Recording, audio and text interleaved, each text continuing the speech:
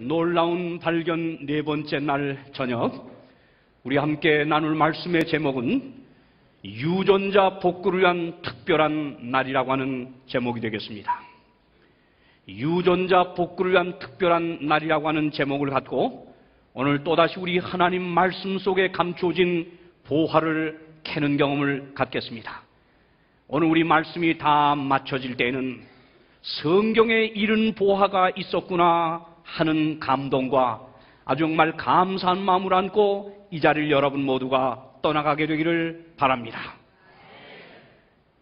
오늘날 사회학자들은 우리가 살고 있는 21세기를 가리켜서 스트레스의 시대라 말을 합니다. 스트레스라고 하는 말은 영어 단어이지만은 이미 우리말이 되어버렸습니다. 어린아이나 어른이나 노인이나 할 것 없이 모두에서 입에서 나오는 하나의 유행어가 되어버렸습니다. 열받아 못 살겠다, 골 때려 못 살겠다, 신경 뻗쳐 못 살겠다, 다 뭐요? 스트레스 받아 못 살겠다는 말을 다른 말로 하는 유행어가 되겠습니다.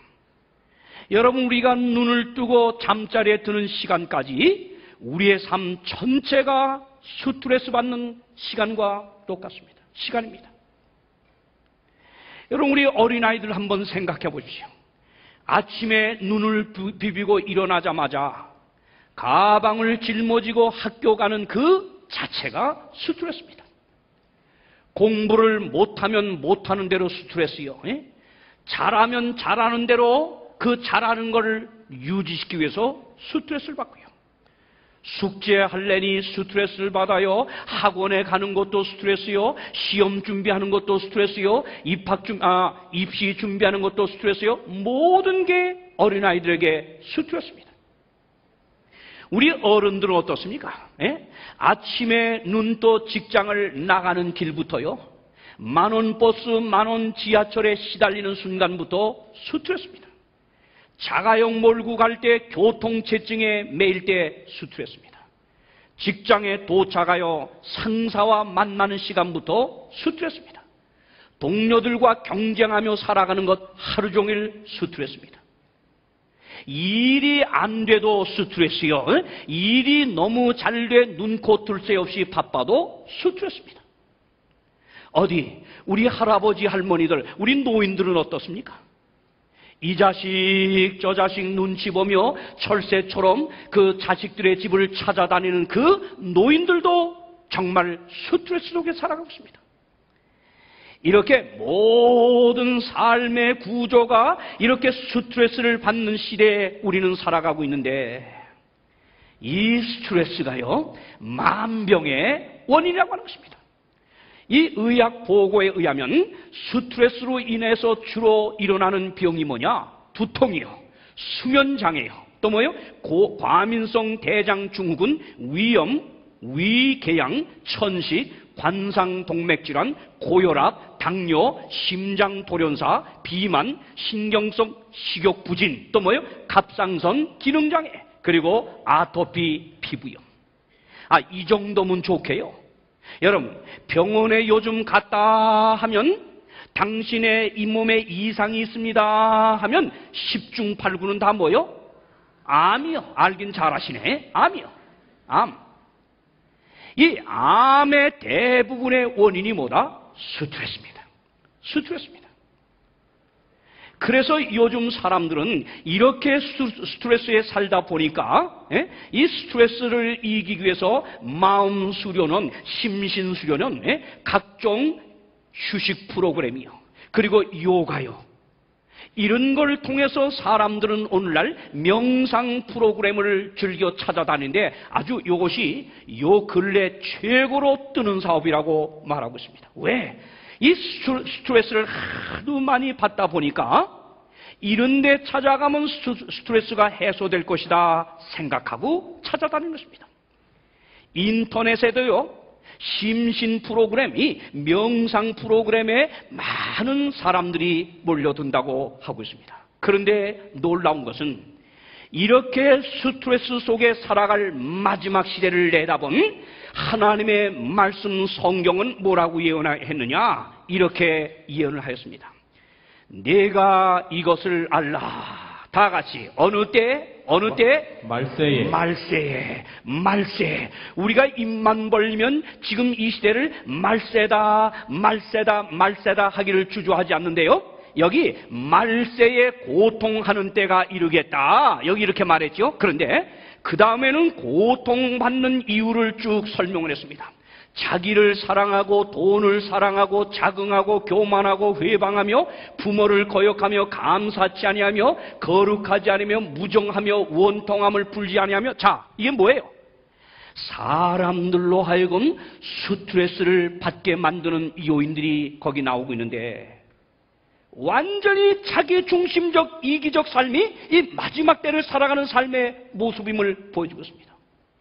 이 자기만이 중심이 되어 살아가는 이 지극히 이기적인 이 이기주의 삶이 우리를 스트레스를 받게 만드는데, 여기 뭐요? 말세에 고통하는 때가 이르리니 했는데요. 우리말은 이렇게 번역을 했습니다만, 영어 성경 여러 번역 가운데서 아주 권 있는 번역 가운데 하나인 Revised Standard Version에 보면 이렇게 말합니다. RSV. 여기 뭐예요? But understand this. 이것을 이해하라. 뭐리에요? In the last days. 마지막 때에 there will come times of stress. 뭐예요? 무슨 말이에요? 밑에 한국말이 있죠? 뭐예요? 내가 이것을 이해하라. 알라. 말세는 어느 때가 되겠다? 어때요? 스트레스를 받는 때가 되겠다. 여러분, 이 성경은 마지막 때 세상을 내다보면서 사람들이 스트레스를 견디지 못하고 이 스트레스에 정말 눌려 온갖 질병을 앓고 살아갈 걸 예언하면서요, 말세는 스트레스의 때가 이르러오겠다. 얼마나 실감난 표현입니까? 얼마나 정확한 예언 성취입니까, 여러분? 그런데 이 스트레스라고 하는 말은 라틴어 스트링게르라고 하는 말에서 나오는데요. 다 같이 무슨 뜻이에요? 팽팽하게 뭐하다? 죄다. 네. 이 물체나 인간에게 작용하는 힘, 압력, 아주 강한 영향력을 스트레스라고 하는데, 여러분, 그런데 미국 말입니다. 질병 통제 예방센터의 보고에 의하면 이 병원을 찾는 사람 90%가 그들이 갖고 있는 질병의 원인이 스트레스에서 왔다고 하는 것입니다. 이렇게 많은 질병을 야기시키는 이 스트레스, 이것은 인간의 노화를 촉진시키는 가장 큰 요인이 된다고 하는 것입니다. 그래서 미국 보스턴 마음 의학협회에서는요, 이 스트레스를 예방하는 방법으로 이 몇 가지를 제안했습니다. 자, 우리 한번 볼까요? 첫째, 스트레스 예방법이 뭐예요? 정기적인 운동을 해라. 두 번째, 명상의 시간을 가지라. 세 번째, 과중한 업무는 무리하지 말고 도움을 요청하거나 나눠서 하라. 네 번째 뭐예요? 심리적, 육체적으로 어려울 때 고통과 고민을 함께 나눌 네트워크를 만들라. 다섯 번째 뭐예요? 적당한 스트레스는 발전을 위한 디딤돌로 판단해 새로운 향상을 꾀하라. 그럴듯하지요? 그러나 이런 것들이 스트레스 예방에 어느 정도 도움은 될지 모르지만은 결코 근본적인 해결책은 아닙니다. 어떻게 하면 우리는 스트레스에서 벗어날 수 있을까요? 완전한 스트레스로부터 해방을 경험할 수가 있겠습니까? 여러분, 하나님의 말씀 성경이 이 말세에 이렇게 스트레스를 받고 살아가는 여러분과 저를 위한 예방책을 소개하지 않았을까요? 물론 소개를 했습니다. 오늘날 이 세상에 이렇게 분주하게 살아가면서 날마다 스트레스로 이렇게 고통하고 있는 마지막 때를 살아가는 현대인들을 위해서 하나님이 보내시는 이 특별한 기별이 있는데요. 그게 바로 요한계시록입니다.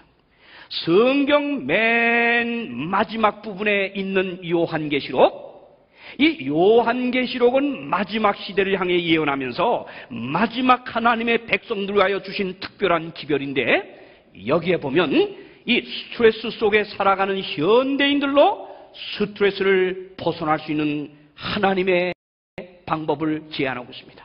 자, 그러면 도대체 그 기별이 무엇일까요? 이제 여러분은 흥미를 가지고 마지막 때 마지막 백성을 보내시는 하나님의 이 기별을 한번 들어보겠습니다. 자, 다 같이 한번 큰 소리로 읽겠습니다. 요한계시록 14장 6절입니다. 우리 유 목사님과 함께 시작. 또 보니 다른 천사가 공중에 날아가는데 땅에 거하는 자들 곧 여러 나라와 족속과 방언과 백성에게 전할 영원한 복음을 가졌더라. 네, 여기 뭐요? 네, 또 보니 다른 천사가 공중에 날아가는데, 그 다음 뭐요? 땅에 거하는 자들. 자, 누굽니까? 여러 나라와 족속과 뭐요? 방언과 누구요? 백성에게 전할 영원한 복음을 가졌더라. 아하, 이 스트레스 속에 살아가는 마지막 세상 사람들 위해서 하나님이 이 보내시는 기별이 있는데요. 그런데 이 기별을 들을 대상은 여러 나라, 족속, 방언, 백성, 세계적인 범인 것입니다. 모두가 들어야 될 기별이라고 하는 것입니다. 그런데 이 여러 나라, 족속, 방언, 백성, 온 세상이 들어야 될 이 기별이 뭐냐? 이것입니다. 7절, 다 같이 7절 시작. 그가 큰 음성으로 가로되 하나님을 두려워하며 그에게 영광을 돌리라. 이는 그의 심판하실 시간이 이르렀음이니 하늘과 땅과 바다와 물들의 근원을 만드신 이를 경배하라 하더라. 자, 하나님이 큰 음성으로 가로되, 다 같이 무슨 음성이요? 무슨 음성이요? 예, 속살거리는 음성이 아닙니다. 큰 음성. 왜 큰 음성을 강조했을까요? 예? 온 세상이 일시에 들어야 될 기별이기 때문에 여기 큰 음성이라고 강조를 하고 있습니다. 모든 사람이 들어야 될 이 기별. 자, 뭐요? 하나님을 두려워하며. 이 말은 fear God. 이 말은 경외하라는 말입니다. 정말 하나님을 높이 높이 존경하는 마음으로 경외하라고 하는 것입니다. 그리고 그에게 뭘 돌리라? 영광을 돌리라. 이유는 심판하실 시간이 이르렀다고 하는 것입니다.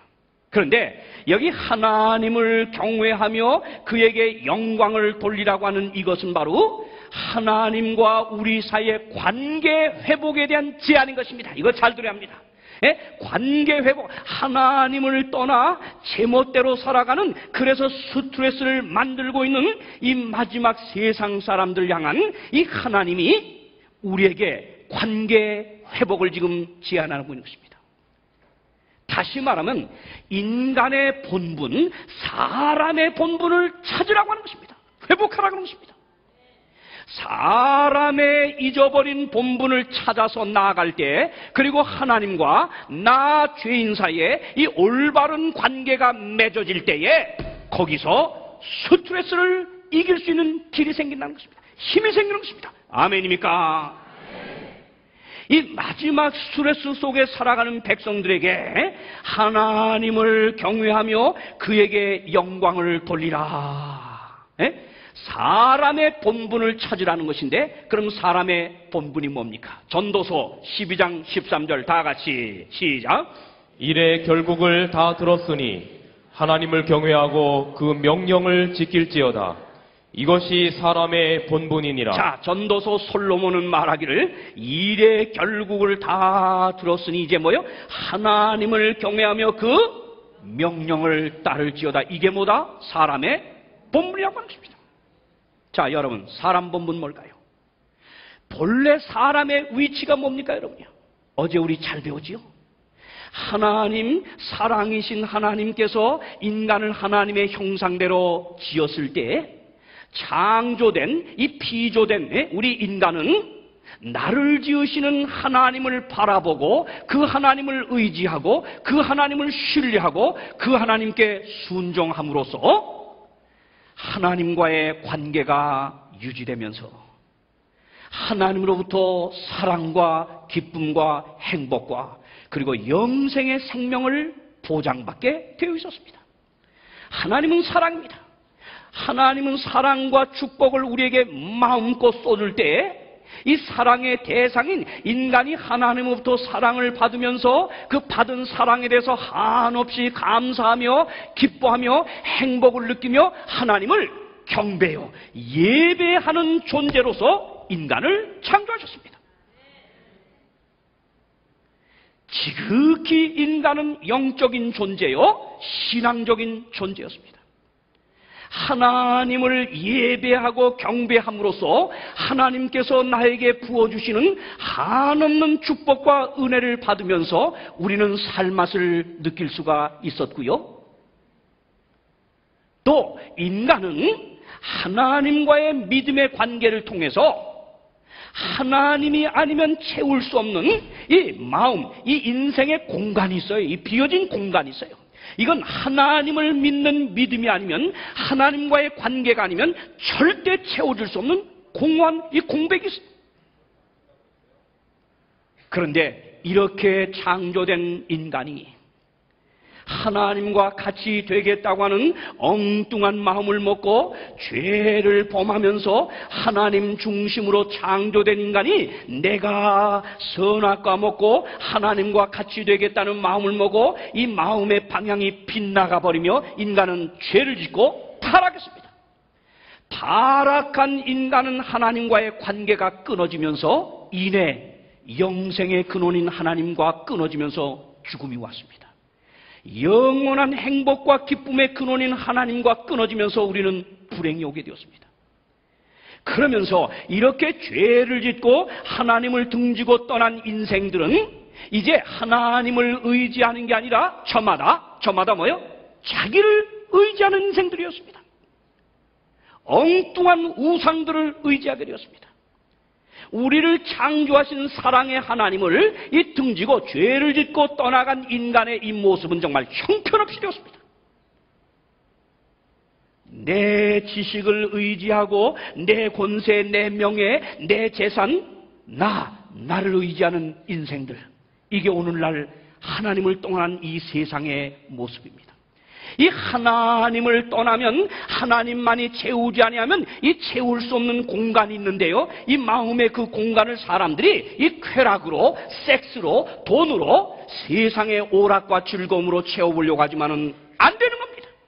어떤 부도, 어떤 명예도, 어떤 세상의 쾌락도 하나님만이 채워야 될 수 있는 그 마음, 인생의 공간을 결코 채울 수가 없는 것입니다. 왜? 인간은 이 사랑이신 하나님으로부터 창조될 때 이 사랑의 대상으로 만들어졌기 때문에 하나님으로부터 믿음의 생활을 통하여 사랑을 받아야만 살맛을 느낄 수가 있습니다, 여러분. 이 인간의 본분, 바로 하나님과 나 사이의 죄로 인하여 깨어진 관계를 회복해야 되는데, 여기 유명한 어거스틴이 뭐라 그러는지 알아요? 내가 하나님의 품으로 돌아오기까지는 결코 내게 뭐가 없었다? 힘이 없었습니다. 힘이 없었다 했습니다. 얼마나 진리입니까? 정말 여러분, 저도 18살에 이와 같은 전도 집회에 나왔다가 이 놀라운 진리를 깨닫고 제가 그때부터 하나님을 믿게 되었는데요. 솔직히 말해서 전 18살 때까지 참 정말 속을 많이 썩였습니다. 공부는 하느라고 했지만은 정말 나쁜 짓도 아주 골라서 했습니다. 그 당시 60년대 제일 유명하게 여러분 인기 있는 춤이 뭔지 알아요? 예? 무슨 춤인지 알아요? 트위스트입니다. 트위스트. 예? 여러분, 제가 트위스트 춤 경연대회까지 나갈 정도로 하루 종일 춤을 추면서 그렇게 제 마음에 그 공허함을 메꿔보려고 해봤습니다. 정말입니다. 그런데 아무리 부모님이 가액 공부하라고 준 돈 속여서 이것저것 사먹고 놀고 즐기고 다 해보지만은 언제나 제 마음은 공허함뿐이었습니다. 그런데 제가 18살에 이 전도 집회에 나왔다가 하나님의 놀라운 복음을 깨닫고요. 내가 죄로 인하여 하나님을 등지고 멀리 멀리 떠나갔던 이 정말 고아와 같은 인생이었음을 깨닫고 내가 하나님께 돌아와 관계를 회복한 이후에 제 인생은 정말로 달라지기 시작했습니다. 얼마나 저는 그 이후로 지금까지 내 인생을 가치 있고 보람 있고 의미 있게 행복하게 사는지, 제 삶이 어떻게 변화되어 왔는지는 우리 여기 앉아 계신 우리 아버지가 증인입니다, 여러분. 증인입니다. 또 저하고 우리 집사람은 증인이 조금밖에 될 수가 없어요. 왜? 이미 변화된 다음에 만났으니까요. 근데 우리 아버지는 저를 어릴 때부터 키운 아버지이기 때문에 내가 하나님을 발견한다면 먹는 것까지 생활 스타일이 다 바뀐 것을 보시게 됐습니다. 여러분이요, 하나님의 품으로 돌아오기까지는 결코 내게 쉼이 없었다고 하는 이 말은 정말 진리이므로 인간의 본분을 따라서 오늘 바로 하나님을 경외하며 그에게 영광을 돌리라는 이 하나님의 초청에 우리 모두 이유 없이 응하게 되기를 간절히 바랍니다. 그럼 여러분, 인간의 본분, 나를 지으신 하나님을 찾아 그 하나님을 예배하며 영광을 돌릴 때 우리 삶에 진정한 쉼이 오는데요. 그렇다면 성경은 인간의 본분인 예배에 대하여 어떻게 가르칩니까? 어떻게 하는 게 예배라고 하는 것입니까? 보십시오. 14장 7절은 이렇게 말합니다. 자, 유목삼 읽어보세요. 그가 큰 음성으로 가로되 하나님을 두려워하며 그에게 영광을 돌리라.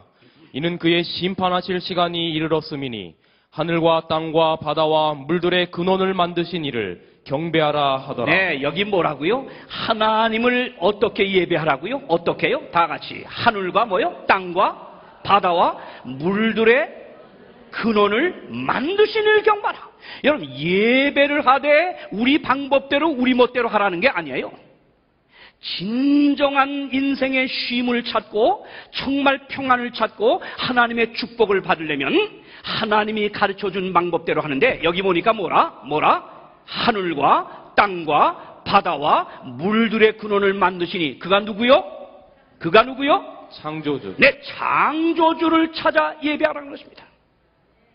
그러면 여러분, 하나님은 창조주신데 하나님이 우리에게 예배를 받아야 될 이유가 뭡니까? 요한계시록 4장 11절은 하나님이 우리에게 경배를 받아야 될 이유를 이렇게 말합니다. 우리 주 하나님이여, 다 같이 요한계시록 4장 11절 읽겠습니다. 시작. 우리 주 하나님이여, 영광과 존귀와 능력을 받으시는 것이 합당하오니 주께서 만물을 지으신지라. 자, 이거 보세요. 하나님이 우리에게 경배를 받기에 합당한 이유가 있어요. 우리에게 존경과 존귀와 영광을 받으시기에, 예배를 받으시기에 합당한 이유가 있어요. 그 이유가 뭐라? 주께서 뭐요? 주께서 뭐요? 만물을 지으신지라. 여러분, 하나님이 인간 피조물에게 이 경배를 받는 아주 정당한, 당당한 이유가 뭐냐? 그분이 만물을 지었다고 하는 것입니다. 창조주라는 것입니다. 여러분, 십자가에 예수님이 달려 죽으신 것이 우리 인간을 구원하는 위대한 승리였지만은 십자가의 죽으심을 우리는 기념하고 예배하지 않습니다. 예수님이 죽음을 정복하고 사흘 만에 일어나 부활한 것이 대단한 기독교의 승리지만은 부활이 하나님을 예배하는 근거는 아니라 그랬습니다. 이거 똑바로 하십시오. 요즘 많은 사람들이 왜 일요일날 예배하냐 그러면 부활을 기념한다 그러는데, 성경의 부활을 기념해서 하나님을 예배하라고 한 말은 적어도 정말로 한 절도 없습니다. 한 절도 없습니다. 제가 왜 없는지 내일 이유를 말하겠습니다. 그런데 성경은 하나님이 인간에게 예배를 받아야 될 이유는 오직 그가 뭐요? 만물을 지으셨다고 하는 것입니다. 석가나 마호멧이나 이 세상의 모든 어떤 종교도요, 생명을 창조한 종교는 없습니다. 하나님이 예배를 받기에 합당한 이유는 생명을 창조했다고 하는 것입니다, 여러분요. 이것이 우상들하고 창조주 하나님의 아주 전적인 구별입니다. 자, 그렇다면 하나님은 그 창조의 권위의 표를 어디에다 남겼을까요? 예? 어디에다요?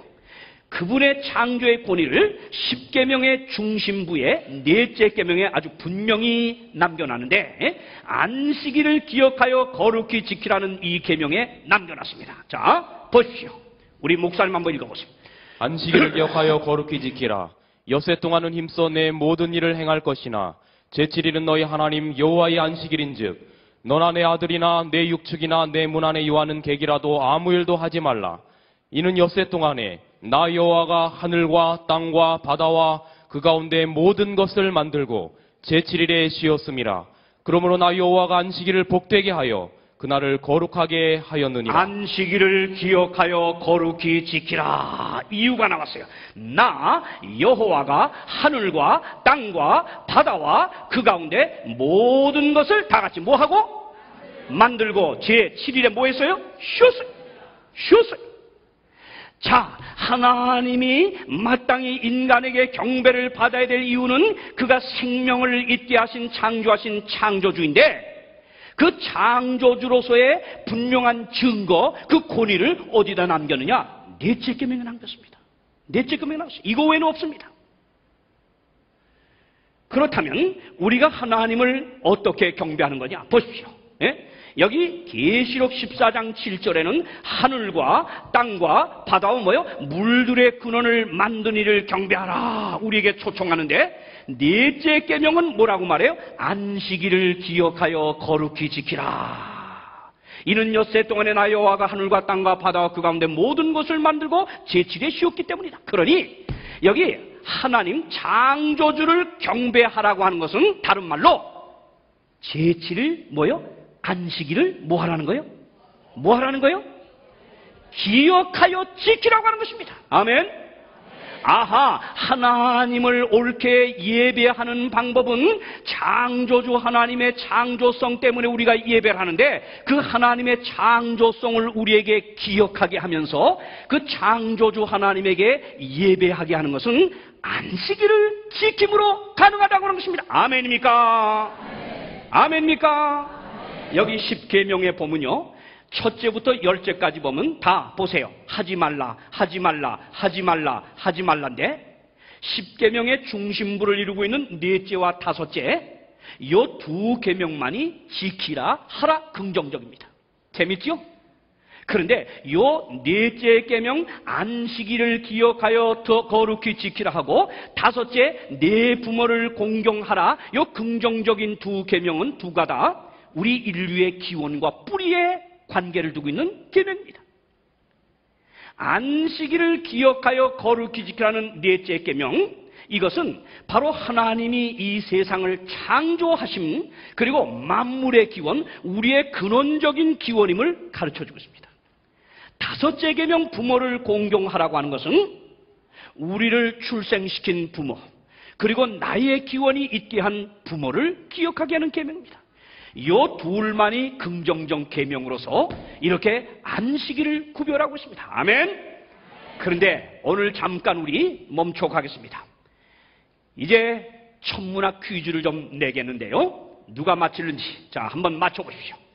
태양계에서 24시간마다 한 번씩 회전하는 것을 무엇이라고 하지요? 아, 여기 옆에 부부가 왔는데 우리 신부께서 신랑에게 뭐라고 지금 가르쳐 줍니다. 어디? 뭐예요? 뭐예요? 뭡니까? 강현미 씨 같은데. 뭡니까? 태양계에서 24시간마다 한 번씩 회전하는 게 뭐예요? 다 같이. 뭐예요? 지구의 차전입니다. 그러면 두 번째, 태양계에서 한 달에 한 번씩 공전하는 게 뭐지요? 그게 뭐지요? 예? 큰 소리로, 아이가 말하네. 뭐라고? 달. 예, 낭독하시는 소목사 아들이구만. 예? 똑똑한 아들 둬서 좋겠네. 예? 자, 세 번째 뭐라? 태양계에서 1년에 한 번씩 공전하는 게 뭐지요? 이것도 몰라요? 학교 다니는 사람들 몰라요? 뭐예요? 예? 지구입니다. 자, 그러면 이번 퀴즈를 맞추시는 분은 상품을 드리겠습니다. 자, 상품을 드리겠는데요. 네, 좋겠습니다. 이거 아주 좋은 책이 왔네요. 제가 하나 준비하라 그랬더니, 자, 누가 맞힐까 한번 보십시오. 태양계에서 일주일에 한 번씩 회전 혹은 공전하는 것 무엇일까요? 누가 손 드세요, 빨리. 아, 저기 들어네. 예? 뭐라 그래요? 한번 전해 오세요. 뭐라 그랬어요?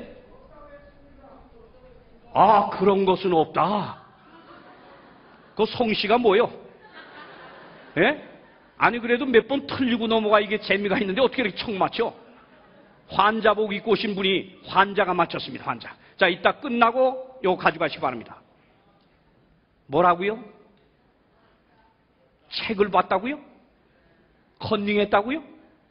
어쨌든 컨닝도 빨리 잘하면 돼요. 자, 여러분 뭐요? 이 태양계에서 일주일에 한 번씩 회전하는 것은 있어요, 없어요? 그럼 뭡니까? 여러분, 이런 것은 결코 없습니다. 그런데 여러분, 이 아베니 박사라고 하는 분은 이 진화론자예요. 하나님 믿지 않는 박사입니다. 미국 콜게이트 대학의 교수인데요. 진화론자입니다. 그리고 역사학자입니다. 이분이 7일 주간에 대한 설명을 이렇게 했습니다. 목사님 읽어보세요. 이 일주일 제도는 어디서 왔는가? 어떤 달력을 보더라도 서구인들이 고안해낸 이 각기 다른 이름을 가진 7개의 칸으로 구분되어 정리된 요일들을 볼 수 있다. 그리고 한 달에 4개 내지 5개가 한 달 안에 있고 이 단위를 일주일이라고 부른다. 이 주일 제도와 달의 구분은 독특하게 맞물려 있다. 그런데 한 주일이 왜 7일로 구성되어 있는지를 설명할 수 있는 해나 달이나 자연계의 순환도 존재하지 않는다. 많은 문화와 전통을 보면 달력은 같은 방식으로 나눈다. 자, 그러면서요. 그는 이렇게 말합니다. 그런데 7일 주간에 매우 재미있는 것은 하루라고 하는 시간 단위 다음으로 한 주일의 단위는 가장 쉽고 널리 사용하는 시간의 단위다. 그 다음 잘 보세요. 일부 생물학자들이 7일 주간이 스스로 정해진 것 같다고 얘기했는데요. 그 다음 보세요. 인간의 이 7일 생체 리듬은 근래 학자들에서 발견이 됐다는 것입니다. 혈압과 맥박의 작은 변동과 감염의 주기, 그리고 장기 이식에는 이 일주일의 주기가 들어가는데, 예를 들어 이식된 장기에 대한 거부 반응은 일주일에 간격을 두고 철종을 이룬다. 이야, 참 신기하죠? 여러분, 인간의 이 7일 제도가 우리 인간의 생체 리듬에도 존재하고 있다고 하는 것입니다. 이것 보면 이 창조주 하나님의 지으실 때 분명히 그분의 무슨 계획이 있었습니다. 잘 보세요. 이 단순한 유기체들이요, 단세포 동물들까지라도 이 7일 주기의 생체 리듬이 존재한다고 하는데, 그래서 일부 조류학자들이 이 조류를 연구하는데, 이 조류의 성장을 저하시키기 위해서 빛과 어둠을 번갈아 꼭 줘야 되는데, 이 번갈아 주는 단위가 일주일에서 하루도 모자라도 안 되고 늦어도 안 된다, 더돼도 안 된다고 하십니다. 정확하게 일주일 맞춰줘야 된다고 하십니다. 아, 인간의 생체 리듬에 신비하게 존재하는 이 7주기 사이클을 보면서, 자, 누가 이 7일 제도를 그럼 만든 것입니까? 다 같이 한번 읽겠습니다. 출애굽기 20장 11절 시작. 이는 엿새 동안에 나 여호와가 하늘과 땅과 바다와 그 가운데 모든 것을 만들고 제7일에 쉬었음이라. 그러므로 나 여호와가 안식일을 복되게 하여 그날을 거룩하게 하였느니라. 네, 여러분, 인간 몸에 존재하는 생체 리듬, 이 7주로 일주일로 움직이는 이 생체 리듬처럼 하나님은 이 세상을 7째 단위로 창조하셨습니다. 여러분, 오늘날 어떤 과학자에게 가서 왜 7일 제도가 생겼습니까? 물어보면 모른다고 합니다. 역사에게 가서 물어보라고 합니다. 그럼 역사는 뭐라고 답할까요? 성경으로 돌아가라는 말 외에는 할 일 없습니다. 온 세계가 동시에 쓰는 달력 7일 제도는 도대체 어디에 근거했냐입니다. 하나님이 그 주인공이십니다. 엿새 동안에 하나님이 하늘과 땅과 바다와 그 가운데 모든 것을 만들고 다 며칠에 쉬었다? 7일이에요.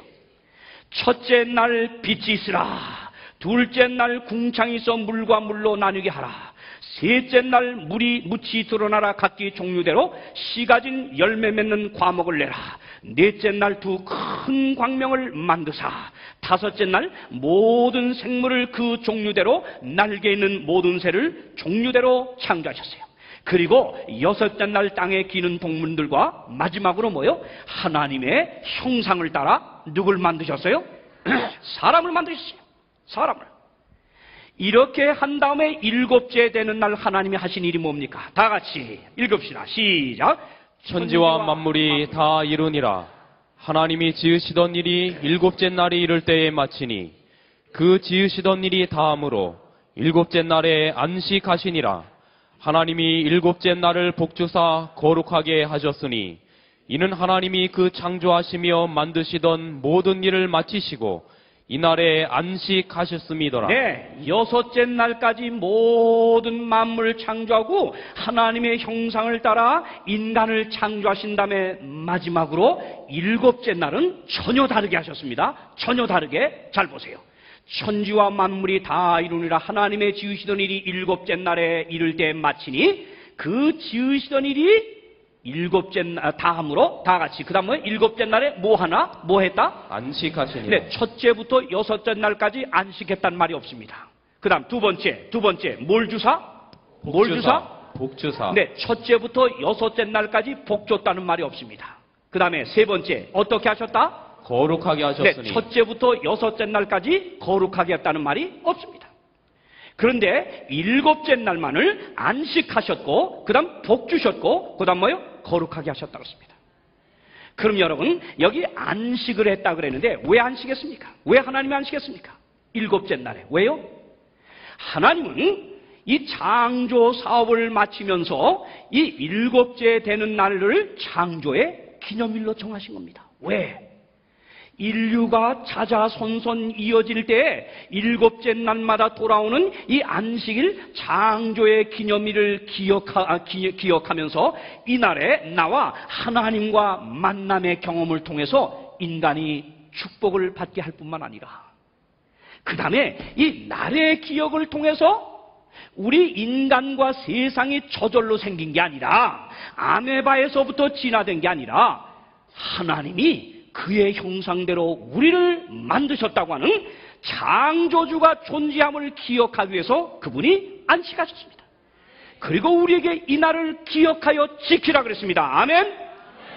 여러분 안식일이 무슨 유대인이 지켰다 뭐 했다 하면서 이유를 다는 사람들이 있는데 분명히 성경대로서요. 하나님이 제정하셨어요. 하나님이 지키셨어요. 아멘. 우리가 이왕 하나님을 예배한다고 하면 하나님이 쉬시고 하나님이 기념하시고 하나님이 지키라고 한 날을 지켜야 되지 않겠습니까? 인자는 안식일의 주인이라. 마태복음 12장 8절. 예수님은 분명히 안식일의 주인이라고 했어요. 첫째 날 아니에요. 둘째 날도 아니에요. 안식일의 주인이라고 했어요. 아멘. 두 번째 안식일에 복을 줬다 그랬습니다. 근데 여러분 복하면 우린 사람만이 받는 건 줄 알았거든요. 그런데 여기 날에다 하나님이 지금 복을 줬습니다. 다 같이 어디다 복을 줬다? 날. 왜 날에다 복을 줬냐 이겁니다. 날에다. 여러분 참 이 말씀 제가 시간이 없어 올해는 말 못하겠는데 안식일에 복 준 얘기가 나오기 전에 창세기 1장 20절에 보면 다섯째 날 물고기나 새들을 만들고 복을 줬다는 말이 나옵니다. 거기에. 그 다음에 복 줬다는 말 이후에는 꼭 뭐가 따라오냐? 번성하, 생육하고 뭐요? 번성하라고 했습니다. 언제나 복을 명하신다면 생육번성이 따라옵니다. 그 다음에 27, 8절 거기에 넘으면 사람을 만드시고 또 복을 줬다고 했는데 그러면서 또 생육하고 번성하란 말이 나옵니다. 노아에게 또 복을 준다고 하면서 또 거기도 생육하고 번성할 것이라고 말했습니다. 창세기 그 다음에 22장에 보면 아브라함에게 복을 명하시면서 네 자손이 번성할 것이다. 언제나 복을 말하면 뭐가 따라온다? 다 같이 뭐가 따라온다?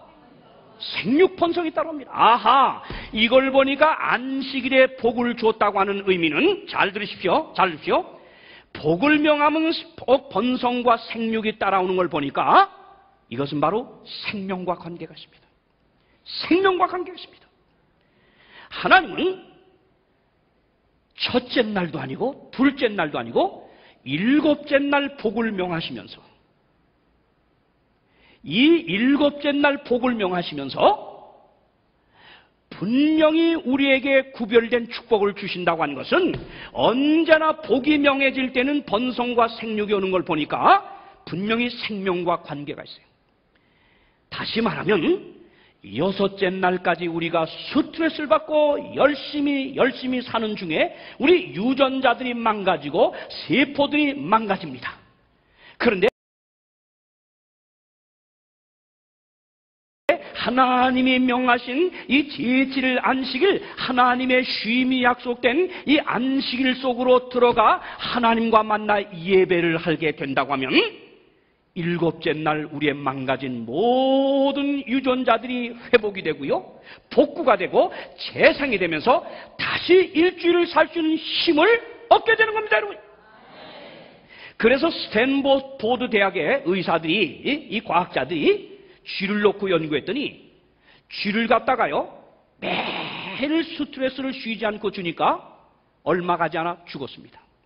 그런데 여섯째 날까지 스트레스를 계속 주고 난 다음에 7일째는 완전히 쉬게 만들었습니다. 그랬더니 쥐에게 아무 이상도 안 일어나고 잘 가더라고 하는 것입니다.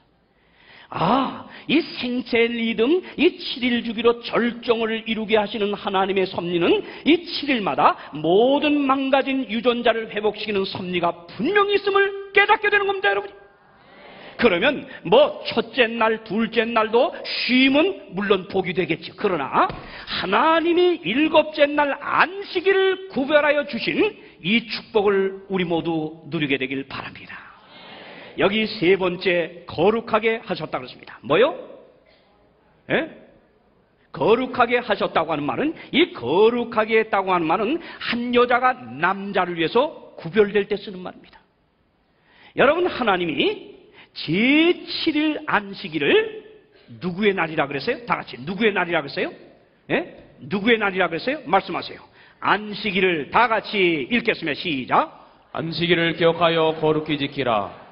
엿새 동안은 힘써 내 모든 일을 행할 것이나 제7일은 너희 하나님 여호와의 안식일인즉. 제7일은 너의 하나님 누구의 안식일인즉.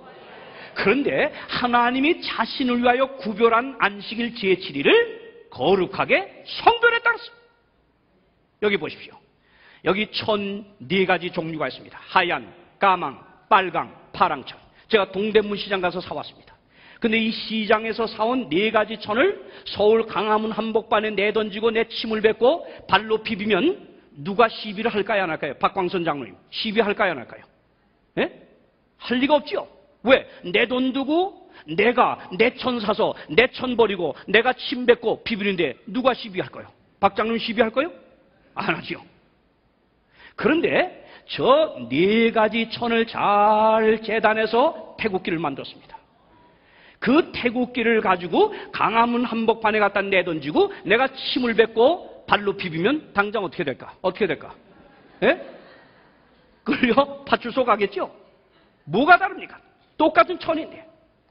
여러분, 똑같은 천이지만은 이 천이 태국기라고 하는 걸 외워 구별된 천으로 바뀌게 되면 이건 천이 아니고 나랍니다. 아멘?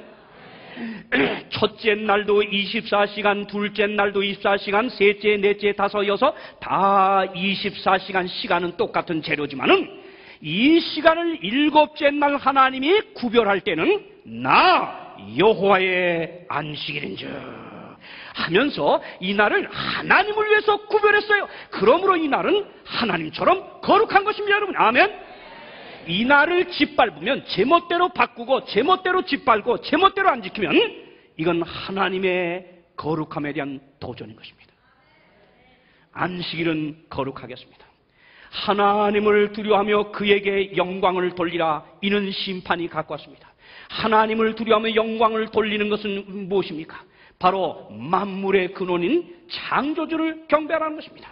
이것은 다시 말해서 안식일을 기억하여 거룩히 지키는 것을 말하는 것입니다. 그러면 여러분, 안식일 준수가 어떻게 지켜져 왔는가 잠깐 보겠습니다. 이렇게 중요한 안식일, 하나님이 제정한 안식은 구약이나 신약이나 한 번도 변함없이 지켜져 왔다고 하십니다. 오늘날 아무리 많은 교회들이 세상의 편리함을 따라 주일 중 첫째 날인 일요일을 지킨다 할지라도 성경은 한 번도 그렇게 가르치지는 않았습니다. 보십시오. 여기 창세기 2장 1절로 2절에 보면 천지와 만물이 다 이루니라 하나님의 지으시던 일이 일곱째 날 이를 때 맞춰졌다고 하면서요, 여기 지으시던 일이 다함으로 몇째 날에 안식했다? 몇째 날에? 일곱째 날에. 하나님이 제정하시고 하나님이 쉬신 날이 일곱째 날 안식입니다. 십계명에다가 하나님이 친손으로 써가지고 모세에게 두 돌림판을 줬는데 하나님이 안식일을 기억하여 거룩히 지키라고 십계명에 친히 써줬습니다.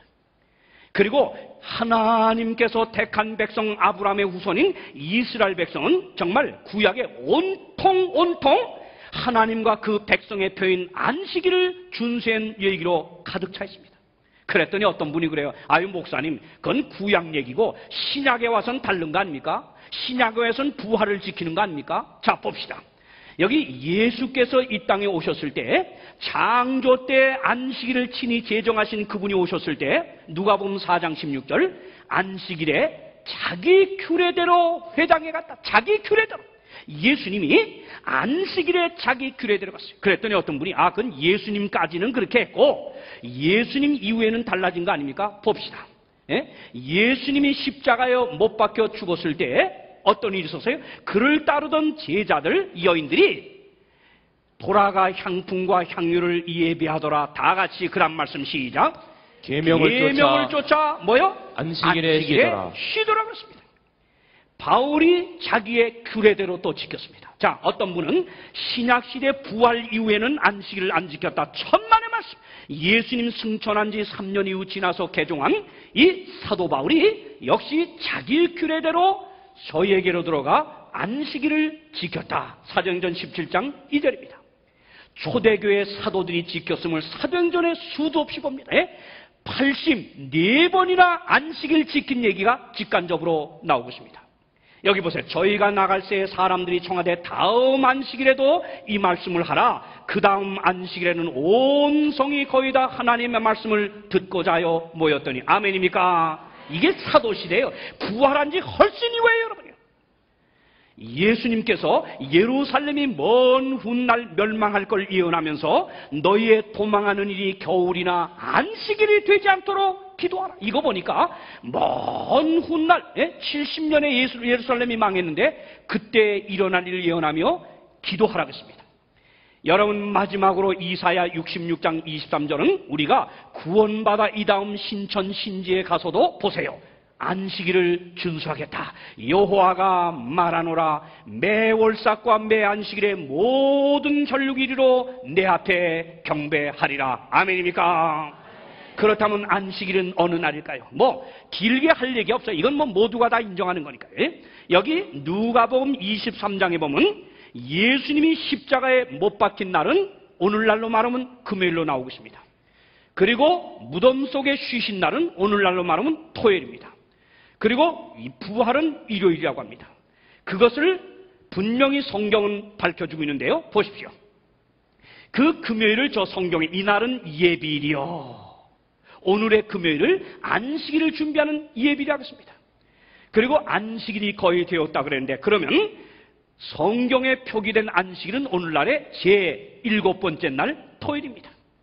그리고 예수님이 부활한 것은 안식 후 첫날 일요일이었습니다. 그런데 성경에 보니까 계명을 쫓아 안식일에 뭐 하더라? 이것은 오늘날 뭐요? 제7번째 날 무슨 요일이요? 토요일입니다. 오늘날 달력이 증명하고 있습니다. 오늘날 전 세계 140개 언어가 세베스, 영어로 세베스라고 하는 것인데 여기 포르투갈어는 사바도, 스페인어는 사바도, 아라빅은 사빗, 전부 안식일의 용어가 거의 공통적이라는 것이 증명하고 있습니다. 웹스터 사전을 찾아보면 여기 뭐라고요? Seventh day, Saturday, the seventh day of the week.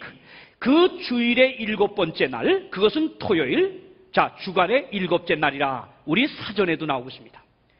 여러분이요, 성경은 이렇게 말합니다. 알지 못하던 시대에는 하나님이 허물치를 안 했다. 모를 때는 하나님이 허물치를 않습니다. 그러나 이젠 모든 진리가 성경으로 다 드러난 이때라면 우리는 마땅히 하나님이 명하신 날, 하나님이 축복을 약속하신 날, 하나님이 거룩하게 구별한 날, 이 날에 예배하며 하나님께로부터 부으시는 축복을 받는 것이 당연하지 않겠습니까? 그렇다면 오늘날 안식일은 도대체 어떤 의미를 가지고 있을까요? 여러분이요, 우리는 서두에서 말한 것처럼 정말 이 시대는 스트레스의 시대입니다.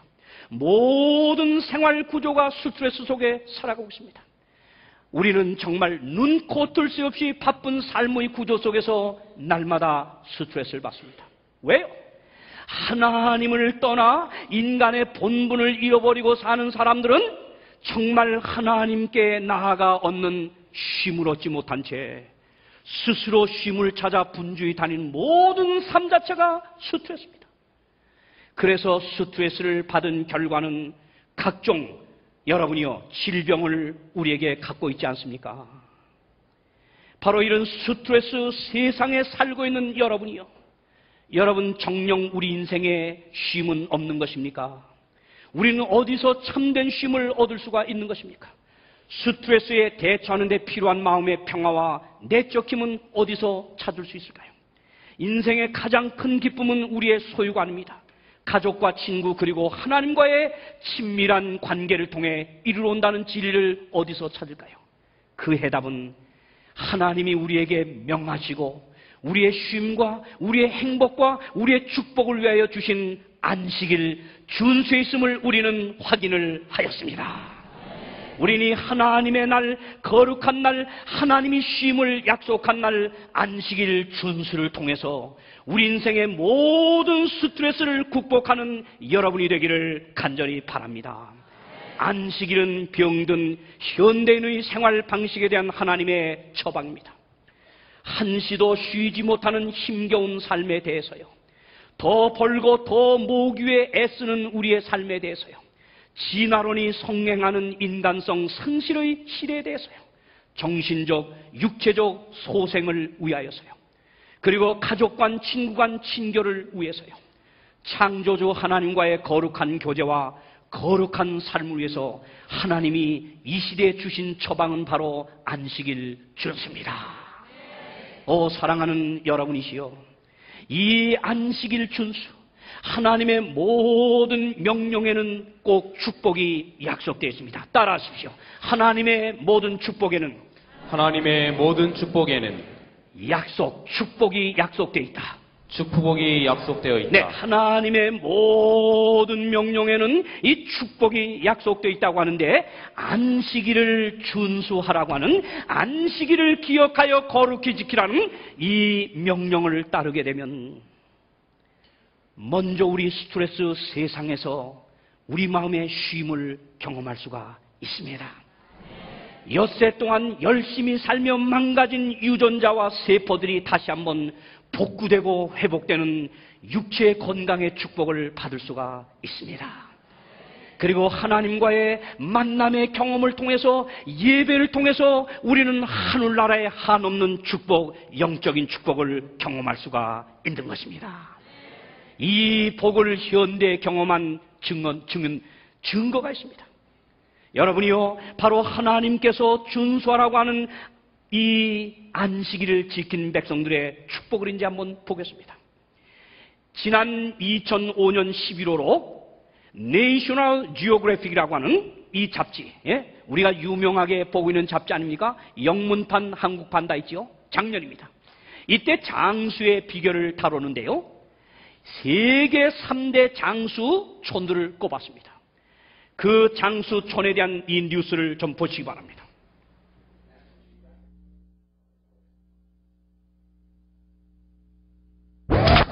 National Geographic devotes its cover story this month to the secrets of living longer. We begin in Loma Linda, California, of all places, home to some of the hardiest people in the United States. Here's CNN's Gary Tuchman. Marge is now 101. Her license expires when she's 104. Marge was married to a doctor for 77 years. James Jaton died 2.5 years ago at age 96. So how is this 101-year-old woman maintain this amazing mental and physical condition? I'm a Seventh-day Adventist. What then shall we say, brothers? The Adventists, Christians who observe the Sabbath on Saturday, the seventh day of the week, preach good health. There are about 14 million Seventh-day Adventists in the world, and this congregation in Loma Linda is the church's largest. About 40% of the people who live in this city are Seventh-day Adventists. And it appears a National Institutes of Health study shows Seventh-day Adventists in California live 5 to 8 years longer than other Californians. That's why National Geographic magazine came here for the cover story titled The Secrets of Living Longer. 작년 11월 25일 금요일 CNN 세계 최고 유명한 뉴스 방송 아닙니까? 거의 20여 분에 가깝게 제7일 안식일 예수 재림교회를 다뤘습니다. 세계 3대 장수촌에 대해서 그들은 다뤘습니다. 그런데 첫째는 여기 보십시오. 안식일교 신자들, 오키나와 사람들, 저 이태리 북부에 있는 사르데 나인들이었습니다. 왜 이들이 이렇게 오래 살까? 왜 이렇게 건강할까?